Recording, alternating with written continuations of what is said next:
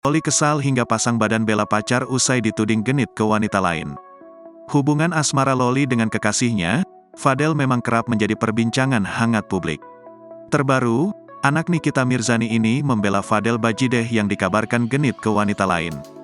Beberapa waktu lalu, Fadel Bajideh diisukan sempat mengajak seorang wanita lain untuk menemaninya pergi ke sebuah mal. Kabar tersebut pun sudah didengar oleh Loli. Alih-alih marah, mantan kekasih Sean Michael Alexander ini mengaku tak percaya lalu membela sang pacar. Sebab, dia yakin Fadel Bajideh bukan lelaki hidung belang. Fadel bukan tipikal cowok yang suka macem-macem apalagi dengan perempuan.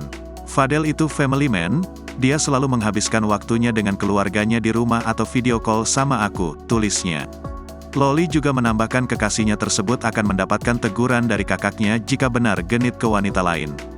Pemilik nama lengkap Laura Meizani Naseru Asri ini juga meminta netizen untuk tidak langsung menghakimi kekasihnya.